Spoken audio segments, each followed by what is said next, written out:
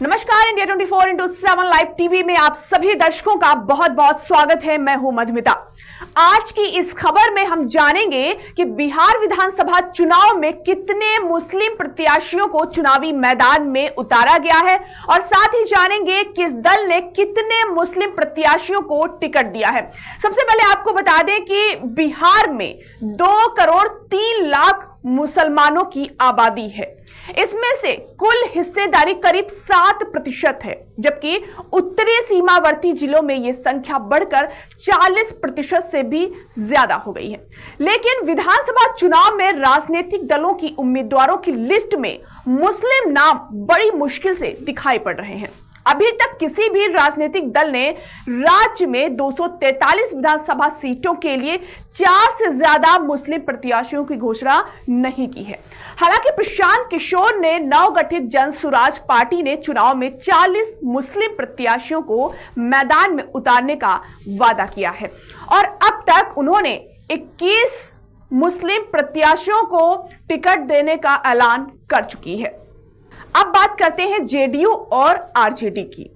इन दोनों दलों की अगर बात करें तो सत्तारूढ़ जनता दल यूनाइटेड इस बार 101 सीटों पर चुनाव लड़ रही है, जिसने अब तक सिर्फ 4 मुस्लिम प्रत्याशियों को ही टिकट दिया है, जबकि विपक्षी राष्ट्रीय जनता दल ने अभी तक 3 ही मुस्लिम प्रत्याशियों को टिकट दिया है।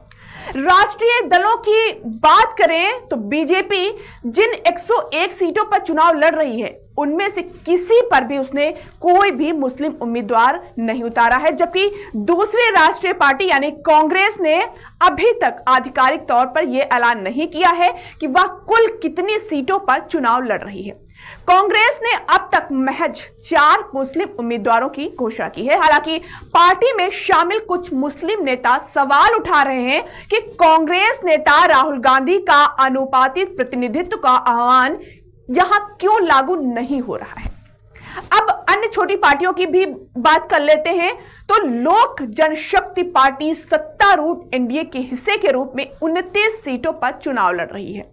उसकी ओर से एक मात्र मुस्लिम उम्मीदवार मोहम्मद कलीमुद्दीन को मैदान में उतारा गया है।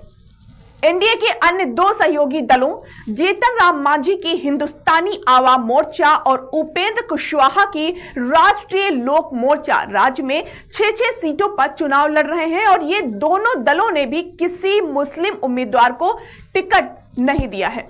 आपको थोड़ा पिछले विधानसभा चुनाव में ले चलते हैं। पिछले विधानसभा चुनाव की अगर बात करें तो मुस्लिम उम्मीदवार खास कामयाब नहीं हो सके थे। जेडीयू के 11 मुस्लिम उम्मीदवार थे, लेकिन सभी चुनाव हार गए थे। इसी तरह आरजेडी ने 17 मुस्लिम उम्मीदवार मैदान में उतारे थे और महज 8 ही जीत सके थे। कांग्रेस की ओर से 10 मुस्लिम प्रत्याशी मैदान में थे और 4 ही जीत पाए थे। ओवैसी की एआईएमआईएम ने 20 मुस्लिम उम्मीदवार उतारे थे, जिनमें से 5 ही जीते।